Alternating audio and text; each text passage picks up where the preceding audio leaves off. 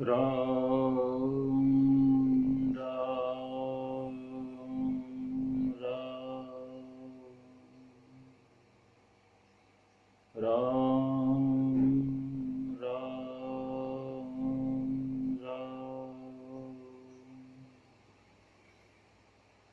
राम राम राम राम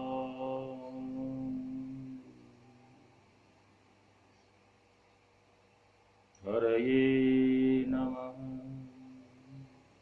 श्री गणेशाय नमः। श्री सरस्वत्यै नमः। श्री सद्गुरुचरणकमलेभ्यो नमः। देयं सदा परिभवग्नमभीष्टदोहम् तीर्थास्पदं शिवविरञ्चिनुतं शरण्यम् भृत्यारतिहं प्रणतपालभवाब्धिपोतं वन्दे महापुरुषते चरणारविन्दम् वंशी विभूषितकरान्नरनीदाभात् पीताम्बरादरुणबिम्बफलाधरोष्ठा पूर्णेन्दुसुन्दरमुखादरविन्दनेत्रात् कृष्णात् परं किमपि तत्त्वमहं न जाने। नारायणं नमस्कृत्य नरं चैव नरोत्तमं देवीं सरस्वतीं व्यासं ततो जयमुदीरये।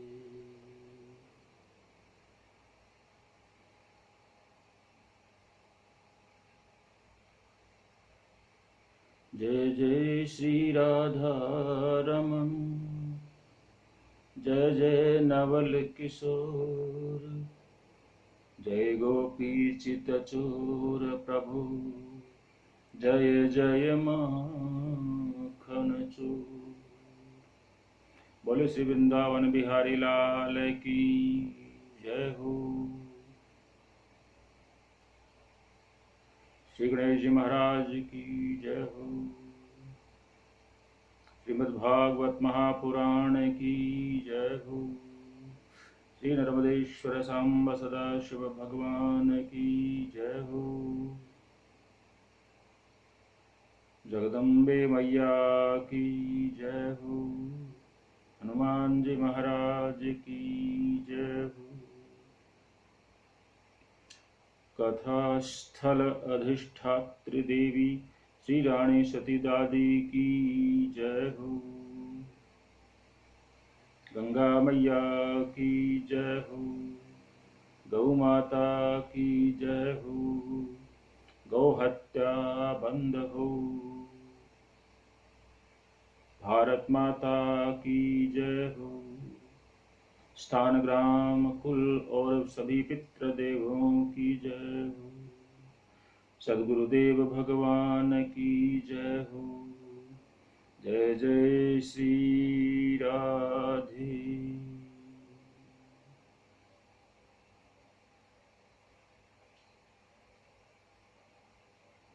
श्रीमन्नारायण नारायण नारायण। श्रीमन्नारायण नारायण नारायण। श्रीमन्नारायण नारायण नारायण। श्रीमन्नारायण नारायण नारायण। श्रीमन्नारायण नारायण नारायण। भजमन्नारायण नारायण नारायण। श्रीमन्नारायण नारायण नारायण। श्रीमन्नारायण नारायण नारायण। भजमन्नारायण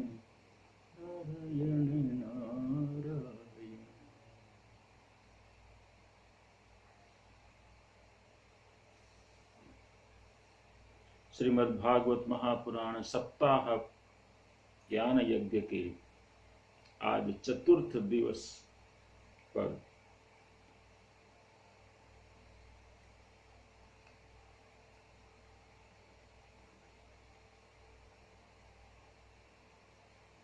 कथा को आगे बढ़ाते हुए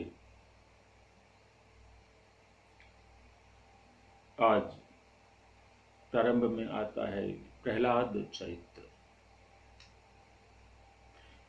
ईश्वर से विभक्त न होना ही भक्ति है। ईश्वर से विभक्त अलग न होना ही भक्ति है। थोड़े समय के लिए विवाह नहीं होता है। भक्ति करने का अर्थ यह है कि भगवान के साथ विवाह करना है, लग्न करना है, जन्म जन्मांतर भगवान के साथ एक रूप होना है। प्रत्येक संकल्प की संधि में भगवान रखो। सतत भक्ति करो निरंतर। प्रहलाद जी के जैसी जो भक्ति करता है वह देह भाव भूलता है। जिसको यह याद रहता है कि मैं पति हूं, मैं पत्नी हूं, उसको काम त्रास देने के लिए आता है, दुख देता है काम। भगवान की भक्ति ऐसी करो कि प्रभु भक्ति में याद आए ही नहीं कि मैं क्या हूं, मैं स्त्री हूं या पुरुष, पति हूं या पत्नी, पिता हूं या पुत्र, ये कुछ भी भान न रहे, कुछ भी याद न रहे। ऐसी भक्ति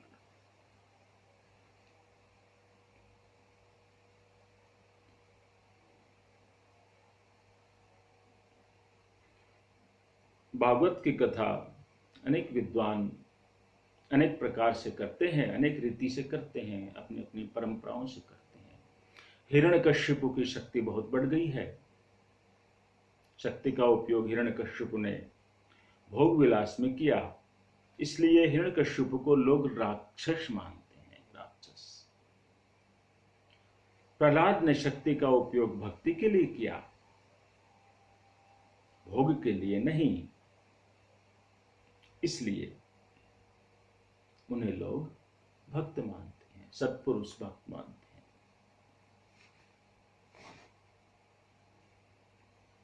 पिता राक्षस है, पुत्र देव हो गया। हिरण्यकश्यप के राज में प्रजा बहुत दुखी है।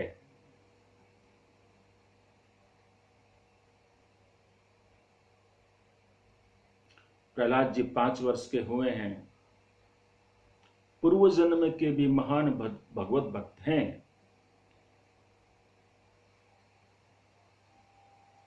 सतत भक्ति करते हैं। प्रहलाद जी की जो अनन्य भक्ति है, सतत भक्ति है, उसको वो छुपा कर रखते हैं, अभी तक किसी को पता नहीं है। 5 वर्ष के हो गए हैं। हिरण्यकश्यप ने अपने समय के दैत्यों के कुल गुरु शंडामर्क को कहा, इसे घर ले जाओ और राजनीति की शिक्षा दो। जिसको भक्ति का आनंद मिल जाए उसको अनेक पुस्तकें पढ़ने की कभी इच्छा नहीं होती। कभी मेरे गुरु हैं शंडमार्क जी, इनका अपमान न हो, यह सोचकर न इच्छा होते हुए भी अपने गुरु के घर आते हैं, पढ़ाई करते हैं। धीर गंभीर है। गुरु को आश्चर्य होता है, ये बालक बड़ा बुद्धिमान है। 6 महीने तक राजनीति पढ़ाई, पुनः महल में आए। 6 महीने बाद बालक घर में आया है, पिता को वंदन करता है। पिता ने गोद में उठाया, प्यार किया। बेटा, तुम्हें जो भी पाठ जो तुमने पढ़े हैं उनमें जो तुम्हें सबसे अच्छा लगता है वो बताओ। पिताजी, एक पाठ नहीं, मेरे को मेरे अनेक जन्म याद है। अनेक बार मैं राजा हुआ, अनेक बार मैं रानी भी हुआ, अनेक बार मैं मंत्री भी हुआ, सिपाही भी हुआ।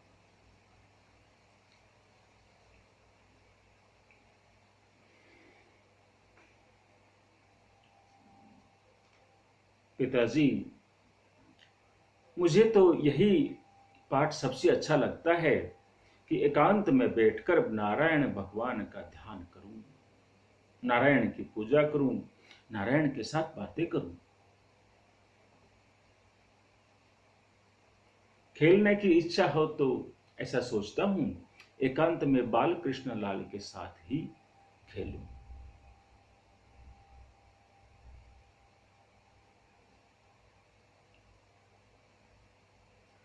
प्रहलाद जी बड़ा सुंदर बोलते हैं। हिरण्यकश्यप को अच्छा नहीं लगता। बालक को गोद से धकेल दिया। राक्षसों को कहा, इसकी पिटाई करो, मारो इसको, यह तो मेरा शत्रु है। राक्षस मारने के लिए आते हैं। प्रहलाद जी सभी में नारायण के दर्शन करते हैं।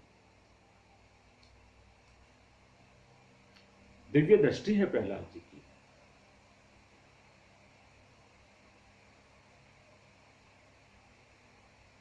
राक्षसों को सफलता नहीं मिली, वे उनको छू नहीं सके।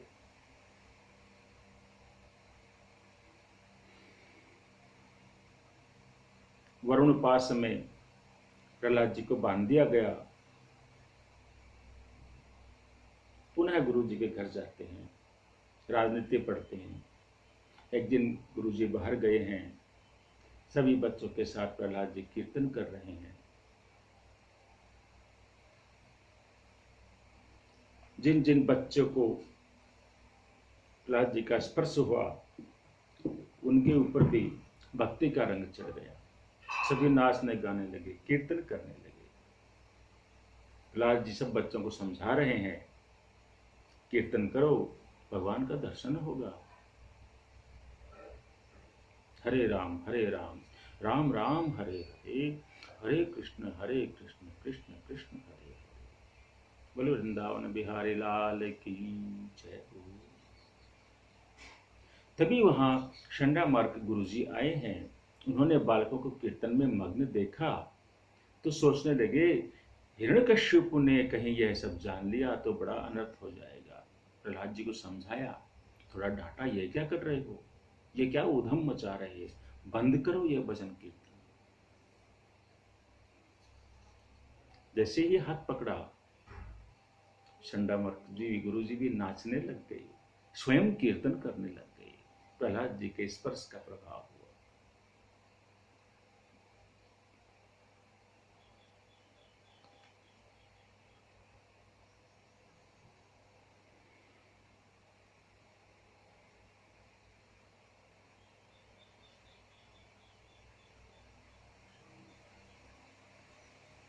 महलों में हिरण्यकश्यप ने सोचा,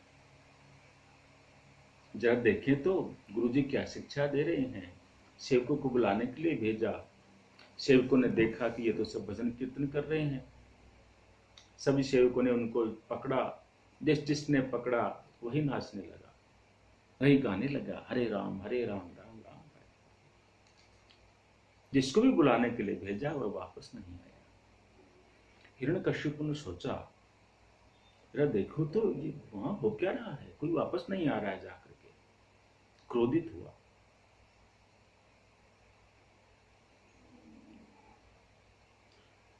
स्वयं जब पहुंचा तो उसने देखा कि कीर्तन मंडली बनी हुई है, कीर्तन हो रहा है, नारायण भगवान का कीर्तन हो रहा है। क्रोध में आग बबूला हो गया।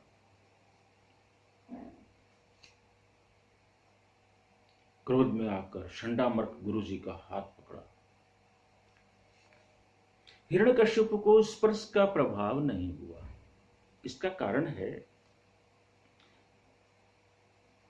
बिजली का बल्ब अगर बिगड़ा हुआ है तो उसको प्लग में उसका तार लगा दो, तार भी अच्छा है, प्लग भी अच्छा है, सप्लाई भी है, परंतु बल्ब नहीं जलेगा, क्योंकि बल्ब फ्यूज है, बिगड़ा हुआ है। प्रहलाद जी को उठाकर नीचे पटका, धरती माता ने उसे गोद में उठा लिया। कुछ नहीं हुआ। प्रहलाद जी ने प्रणाम किया पिताजी को और भजन कीर्तन के लिए आमंत्रित किया। हिरण्यकश्यप का क्रोध परवान चढ़ गया। मेरा पुत्र होकर मुझे उपदेश दे रहा है, आज ही मैं तुझे मार डालूंगा, बता तेरा विष्णु रक्षक कहाँ है। इस प्रकार दहाड़ने लगा। तेरा भगवान सर्वत्र है, इस खंबे में क्यों नहीं दिखाई देता? हाँ पिताजी, इस खंबे में भी प्रभु है। अच्छा, दौड़कर अपने गदा उठाने जाता है।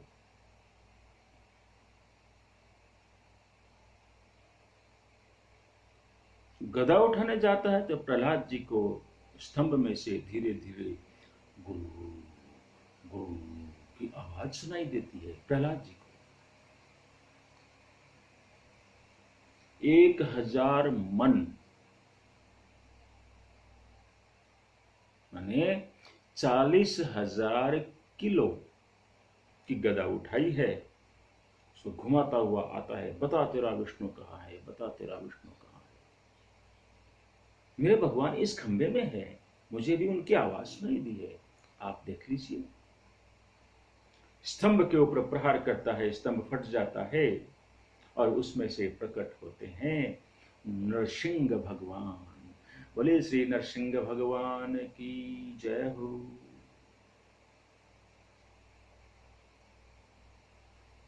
बड़ा अद्भुत रूप है उनका। मुख सिंह के जैसा है, परंतु शेष सारा श्रीअंग मनुष्य जैसा है। विशाल रूप है। ब्रह्मा आदि के सभी देवता भी भयभीत हुए। यह कैसा रूप है, कितना विशाल है, कितना अद्भुत है, कितना विलक्षण है, आश्चर्यजनक रूप है। क्या करेंगे? क्या भगवान प्रलय करने वाले हैं? क्योंकि उनकी गर्जना से सृष्टि डोलने लगी।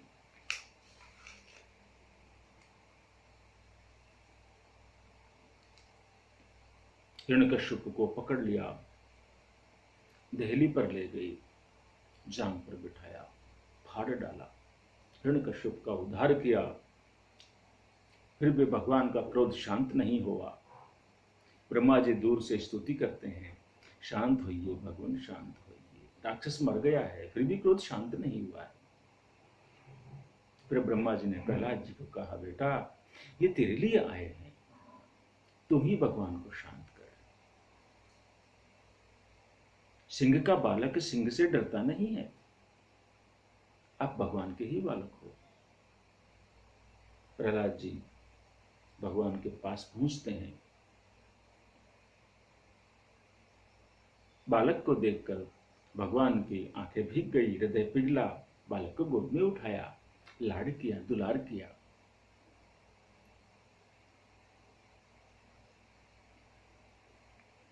प्रहलाद जी ने स्तुति करी, वंदना करी।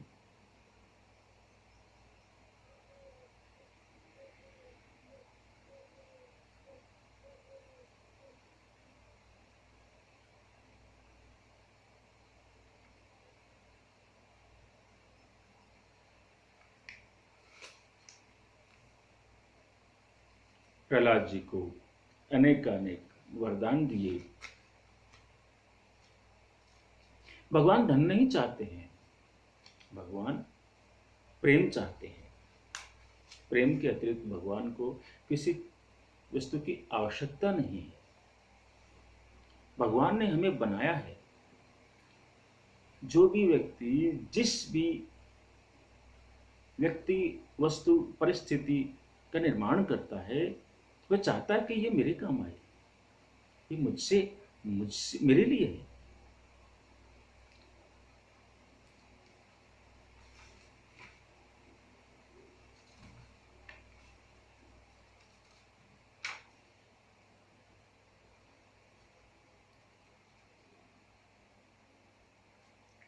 भगवान वहां से अंतर्धान हुए, सबको वरदान दे करके, सबका उद्धार, हिरण्यकश्यप का उद्धार करके।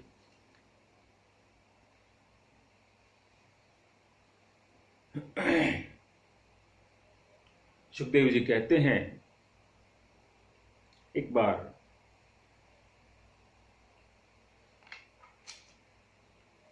धर्मराज युधिष्ठिर की सभा में भी नारद जी ने यह कथा सुनाई थी।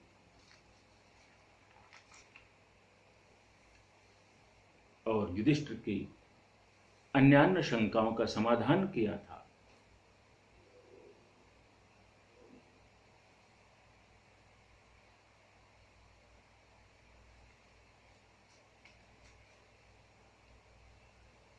नारद जी ने बताया कि प्रहलाद जी तो छोटे थे, तभी से अपने स्वरूप को छिपाकर रखते थे।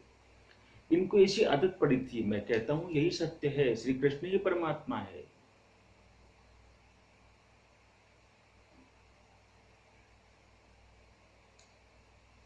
और इस प्रकार प्रहलाद जी की कथा के साथ श्रीमद् भागवत पुराण का 7वां स्कंद परिपूर्ण होता है। यहां से 8वां स्कंद का प्रारंभ होता है। प्रारंभ में मनवंतरों का वर्णन किया है। भारतीय काल गणना का एक पक्ष है मनवंतर।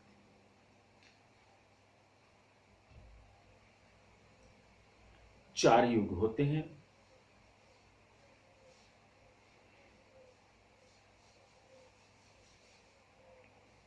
कलयुग अभी चल रहा है, जिसके 5121 वर्ष व्यतीत हो चुके हैं। 5122वां अभी चल रहा है। कलयुग की कुल आयु है 4,32,000। इसके पूर्व में द्वापर युग था, 8,64,000 आयु थी। उसके पूर्व त्रेता युग था, 12,96,000 उसकी आयु थी। और उसके पूर्व सत्ययुग, सत्ययुग की आयु 17,28,000 वर्ष थी। इस प्रकार जब ये चार युग इकट्ठा होते हैं तो कहते हैं एक चतुर्युगी। इस प्रकार के जब 1000 चतुर्युगी व्यतीत होती है, तब ब्रह्मा जी का एक दिन होता है। और ब्रह्मा जी के एक दिन में, अर्थात 1000 चतुर्युगी में 14 मनु होते हैं, 14 मनवंतर होते हैं। अब ये 7वां मनवंतर चल रहा है। संकल्प में आप जब कोई भी अनुष्ठान पूजन में हम जब ब्राह्मण लोग आचार्य संकल्प करवाते हैं तो आपने सुना होगा, सप्तमे विवस्वत मनवंतरे अष्टाविंशतितमे कलियुगे कलि प्रथम चरणे, ऐसा कालगणना बताते हैं। प्रत्येक मनवंतर में भगवान के अवतार होते हैं। पहले मनवंतर में स्वयं भूव भगवान का यज्ञ अवतार हुआ, कपिल अवतार हुआ था। दूसरे मनवंतर में भगवान का विभु नाम का अवतार हुआ। तृतीय मनवंतर में भगवान का सत्यसेन नाम से अवतार हुआ।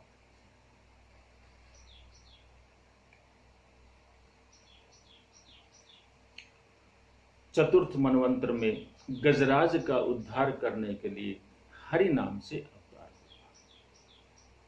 राजा परीक्षित ने प्रश्न किया यहां बीच में कि सुखदेव जी महाराज को कि हे महाराज, गजेंद्र मोक्ष की कथा सुनने की इच्छा है।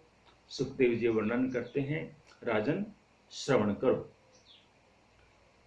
त्रिकुटाचल पर्वत में अतिशय बलवान एक हाथी रहता था, अति बलवान था। उससे सिंहों को भी भय लगता था, ऐसा बलवान हाथी था। उसका कुटुंब बहुत बड़ा था। अधिक शक्ति होने के कारण, बल होने के कारण अहंकार भी आ गया था। किसी भी सांसारिक वस्तु की अति प्राप्ति जब हो जाती है तब अहंकार आने की संभावना अधिकांशतः रहती है।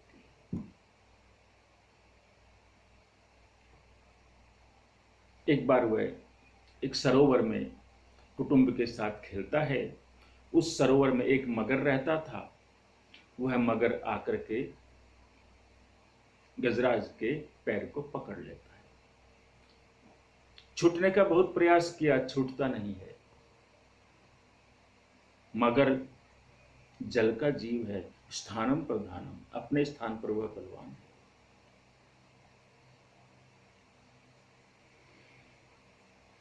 पैर छोड़ता नहीं है, सफलता नहीं मिलती है, बहुत प्रयास करता है। अंत में धीरे धीरे मगर उसको पानी में नीचे खींचने लग जाता है और गजराज डूबने लग जाता है। सभी को पुकारा गजराज ने, अपनी पत्नी को, अपने और भी जो भी थे कुटुंब, संगी, साथी, मित्र मंडली, सबको पुकारा। कोई पास नहीं आया। सबको पता है कि अब इसके पास जाना मृत्यु के मुख में जाना है। धीरे धीरे डूबने लगा। सबका विश्वास टूट गया कि सब वहां से भाग गए।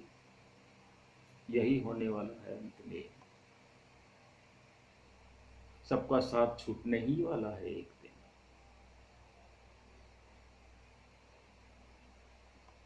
बड़े कुटुंब का मालिक था, किसी ने उसका साथ नहीं दिया।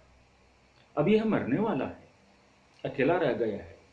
जब व्यक्ति अकेला रह जाता है और अंत में अपने अंदर में जब अकेलेपन का अनुभव करता है, तब अंदर से प्रकाश जागृत होता है। मैं तो मानता था ये सब मेरे लिए है, ये मेरी भूल थी।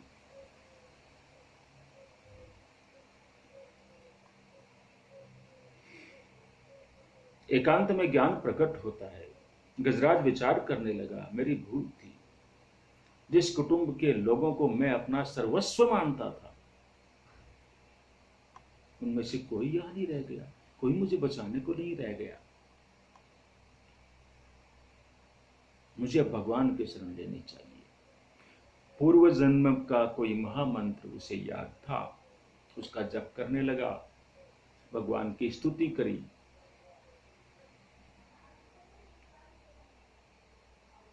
गजेंद्र मोक्ष नामक स्तोत्र है, बहुत ही पवित्र और प्रभावी स्तोत्र है। उसका पाठ करने से समस्त अमंगलों का नाश होता है। समय निकालकर करना चाहिए।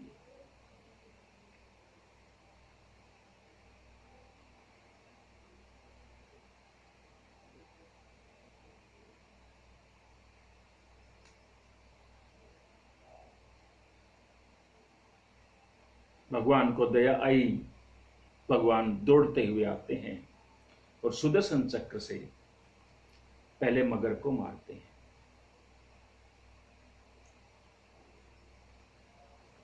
और गजराज को बाहर निकालते हैं। इस प्रकार गजराज का मंगल किया। अब आगे समुद्र मंथन की कथा आती है। छठे चाक्षुष मनवंतर में समुद्र मंथन हुआ है। देव और दैत्य समुद्र मंथन करते हैं। मंदराचल पर्वत समुद्र में डूबने लगता है। तब भगवान कूर्म नारायण प्रकट हुए, मंदराचल पर्वत को अपने पीठ पर स्थापित किया।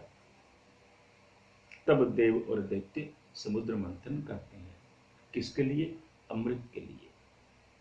अमृत नहीं निकला, विष निकला, भयंकर विष। विष की गंध सहन नहीं होती है।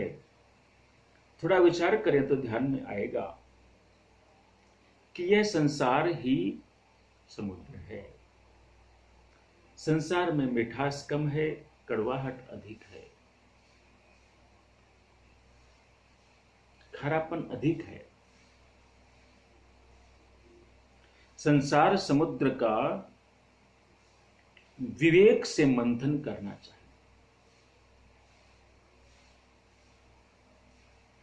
16 वर्ष की आयु पूर्ण करने पर जब मनुष्य अपने यौवन काल में प्रवेश करता है, तब मन में मंथन होने लगता है स्वतः।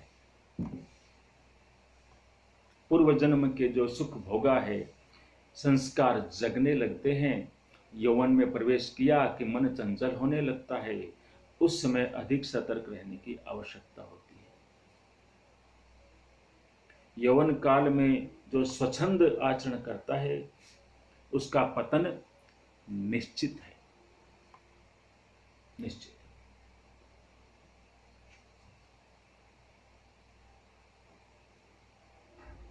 कुछ समय 24 घंटे के अंदर कुछ समय मन को स्थिर करना चाहिए।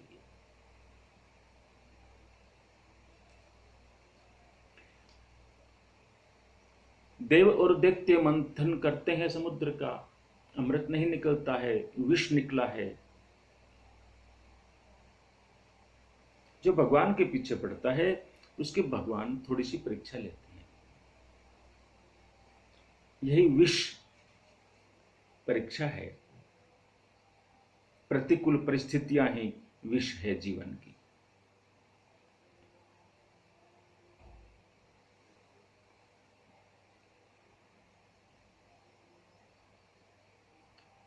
हम जब भक्ति करते हैं तो लोग हमारी निंदा करेंगे।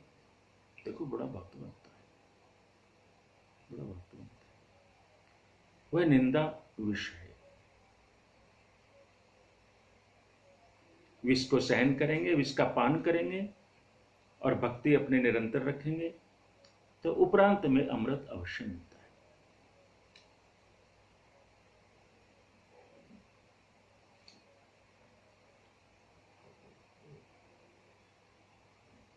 घर में कोई बहुत भक्ति करता है तो घर के लोग उसका साथ नहीं देते, उल्टे उसको त्रास देते हैं, दुख देते हैं। सहन करो, विष का पान करो। शास्त्र कहते हैं, संत कहते हैं, भगवान शंकर की जो पूजा आराधना करता है उसके मस्तक में ज्ञान गंगा आती है, क्योंकि भगवान शंकर गुरु तत्व है। और ज्ञान गंगा को जो अपने मस्तिष्क में धारण करके रखता है वही विष को सहन कर सकता है, विष का पान कर सकता है। सभी देवता भगवान शंकर की स्तुति वंदना करते हैं। देव देव महादेव भूतात्मन भूत भावन त्राहि न है शरणापन्नान स्त्रैलोक्य दहना विषा। जगत को विष जलाता है, निंदा ही विष है। निंदा सहन करो, आपको बहुत मीठा फल मिलेगा। विष सहन करके भी भक्ति मत छोड़ो, भक्ति करो। देवताओं ने शिव जी की स्तुति करी है, भगवान शंकर विष का पान करते हैं। शिव जी महाराज विष को गले में ही रोक कर रखते हैं, पेट में नहीं जाने देते। जगत को ज्ञान दिया है, बोध दिया है, कभी पेट में विष नहीं रखना है। विष क्या होता है? कर्कश वाणी ही विष है। आपके लिए कोई गलत शब्द बोले, खराब शब्द बोले, उसे भूल जाओ। न्यायोचित प्रतिकार शांत मन से करो और भूल जाओ।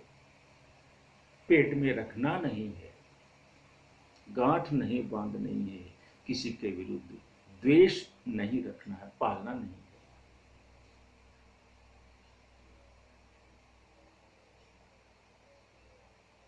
शिवजी महाराज ने गले में विष को रोक लेते हैं, विष को बाहर नहीं जाने देते हैं, विष को पेट में भी नहीं जाने देते हैं। शिवजी का कंठ नीला हो गया, इसलिए उनका नाम पड़ा नीलकंठ। बोले नीलकंठ महादेव की जय हो।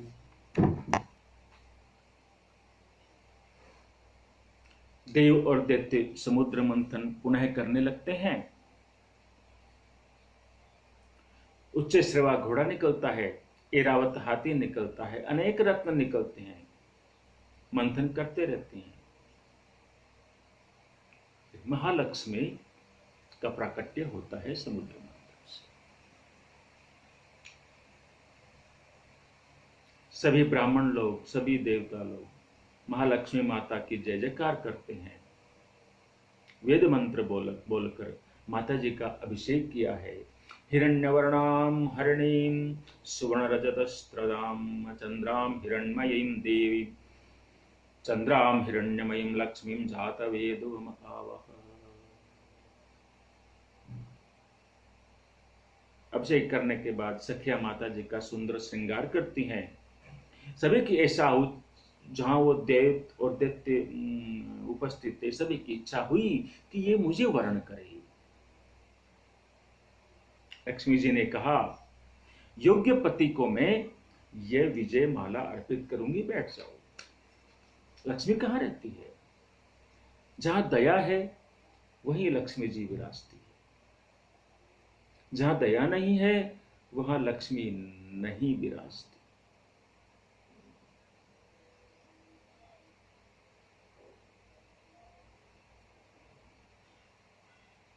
सभी ओर घूम करके देखा, कहीं क्रोध है, कहीं निष्ठुरता है, कहीं उदासीनता है, कहीं क्रोध है, कहीं अपराध बोध है।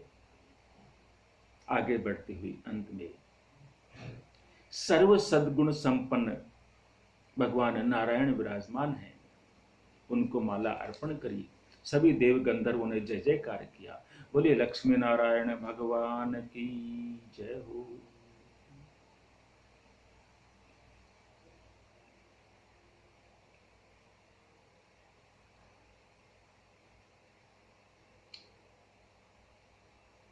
लक्ष्मी का जो उपयोग करता है उसी के पास लक्ष्मी टिकती है। हम जाने अनजाने में लक्ष्मी का दुरुपयोग करते हैं। यदि हमारा काम एक सामान्य से कुर्ते से चल सकता है तो हमें अनावश्यक कपड़ों का अंबार इकट्ठा करना गलत है, वह लक्ष्मी का दुरुपयोग है। कम से कम में जितने में काम चल जाए, सांसारिक व्यवहार निभाने के लिए उतना ही लक्ष्मी का उपयोग करना चाहिए, वह सदुपयोग होता है, तब लक्ष्मी टिकती है। दुरुपयोग करेंगे, अनावश्यक खर्च करेंगे, जब एक वस्तु में काम हो जाए परंतु हम 10 वस्तुएं खरीद लेते हैं, घर में डाल देते हैं, यह दुरुपयोग है और वह लक्ष्मी उस घर में फिर टिकती नहीं। ऐसा शास्त्र कहते हैं, संत कहते हैं। देव और दैत्य समुद्र मंथन करने लगते हैं। समुद्र से धन्वंतरी नारायण बाहर आए हैं, अमृत का घड़ा कलश लेकर आए हैं। राक्षसों ने देखा तो दौड़ते हुए आए और हाथ से अमृत कलश छीन लिया और भाग गए। देवता निराश हुए, चिंतित हुए, अब क्या होगा। दैत्यों ने यदि अमृत पी लिया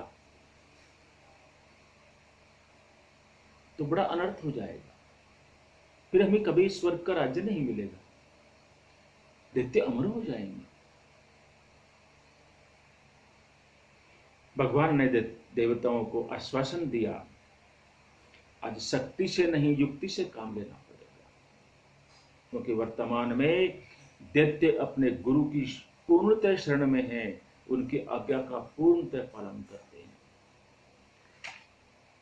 जो अपने सद्गुरु देव की यदि संसार में सद्गुरु बनाया है तो उनकी, अन्यथा भगवान कृष्ण ने जो भी शिक्षाएं शास्त्रों में दी है, भगवान ने अलग अलग रूपों में अपने आचरण से जो सिद्ध किया है, भगवान राम ने रामायण में, भगवान कृष्ण ने महाभारत में, भागवत में जो भी शिक्षाएं दी है, आज जो संतों ने भी जो भांति भांति के ग्रंथों की रचनाएं करी है, उनके अनुसार यदि हम नहीं चलते हैं तो हमारा पराभव निश्चित है।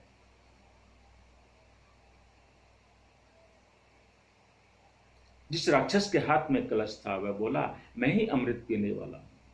दूसरा बलवान राक्षस आया, उसने कहा मैंने भी बहुत परिश्रम किया है, कलश नीचे रख दे नहीं तो मारा मारी होगी, झगड़ा होगा।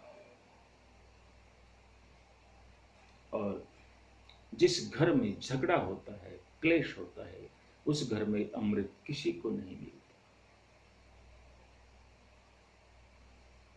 भक्ति ही अमृत है।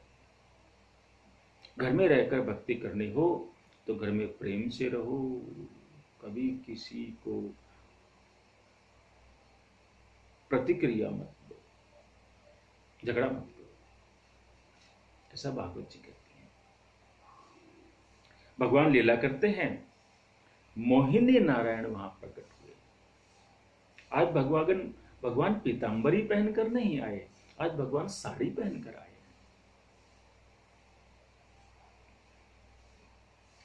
स्त्री का ऐसा सुंदर श्रृंगार किया है अपना कि सभी राक्षस उनकी ओर ताकने लगे। कि कैसी सुंदर है ये स्त्री, ऐसी स्त्री हमने पहले कभी देखी नहीं। अमृत को भूल गए, मोहिनी के पीछे पड़ गए।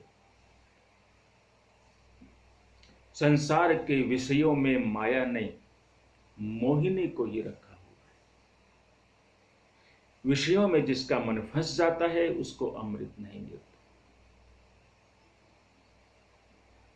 जिसका मन भगवान के सौंदर्य में फंसता है उसी को अमृत मिलता है। संसार का सौंदर्य क्षणिक है, कुछ देर बाद में समाप्त हो जाएगा, तब हम दुखी हो जाते हैं। भगवान का सौंदर्य स्थायी है। सभी राक्षस अमृत को भूल गए और मोहिनी नारायण के पीछे पड़े हैं। कहां से आई हो, घर कहां है, विवाह हुआ या नहीं हुआ, राम राम। ये सब पूछने की क्या जरूरत है? क्यों? कि मोह होने के बाद विवेक नष्ट हो जाता है। मोहिनी नारायण धीरे धीरे मुस्कुराते हैं, कहते हैं, भाई देखो मेरा दैत्यों, मेरा एक घर नहीं है, मेरे तो अनेक घर हैं। जो पुरुष मेरे लिए रोता है, जो 16 आने मुझसे ही प्रेम करता है, मैं उसके घर में जाती हूं। भगवान की भाषा बड़ी गूढ़ है। भगवान कहते हैं मेरा एक घर नहीं है, अर्थात मेरे जितने भक्त हैं वो सब मेरे घर हैं।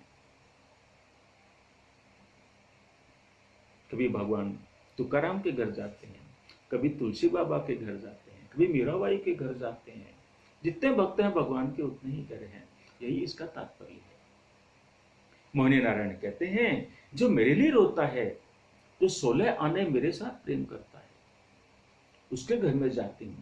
राक्षस मूर्ख है, समझ नहीं सके। राक्षसों ने कहा हम आपसे प्रेम करेंगे। मोहिनी भगवान ने कहा भाई मैं परीक्षा करूंगी तुम मुझसे प्रेम करते हो कि नहीं करते हो। एक एक के घर में रोज आऊंगी। राक्षस नहीं समझ सके, वे मोहिनी नारायण को सामान्य स्त्री समझ रहे थे। जिस राक्षस के हाथ में अमृत कलश था,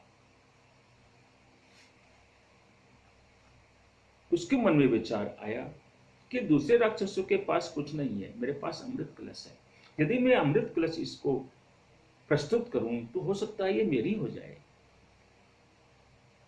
ये भेंट मैं आपको अर्पित करता हूं, आप मेरी हो जाओ, मेरे घर चलो। क्या है इस कलश में? राक्षस बोला इसमें अमृत है। इसी के लिए हमारे मंडल में, राक्षस मंडल में झगड़ा हो रहा है। यदि आप ये अमृत हम सब में बांटते तो अच्छा हो। मोहिनी नारायण ने कहा कि ठीक है मैं बांट देती हूं,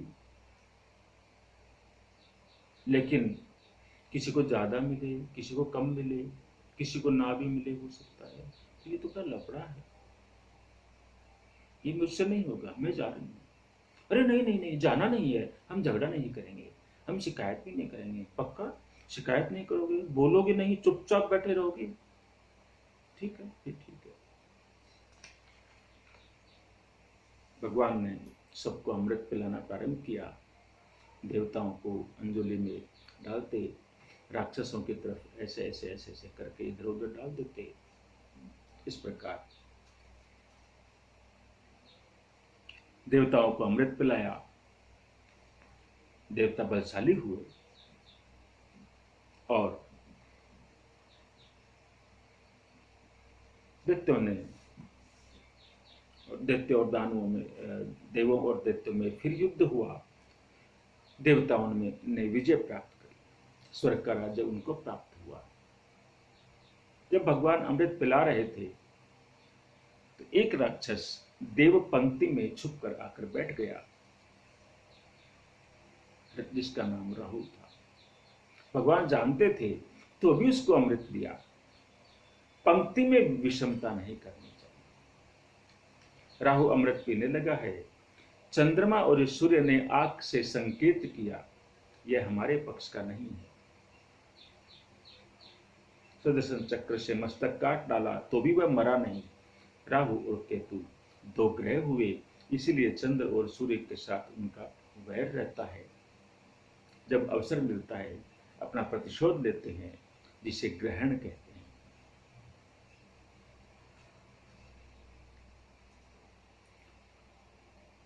वामन अवतार की कथा आती है।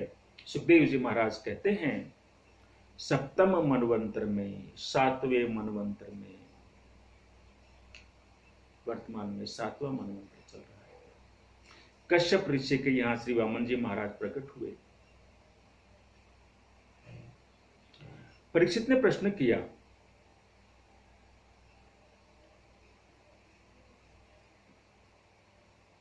कि परमात्मा बलि महाराज के यहां भिक्षा मांगने गए थे, इसका क्या कारण है? भगवान को भिक्षा मांगने की क्या आवश्यकता आन पड़ी? सुखदेव जी महाराज वर्णन करते हैं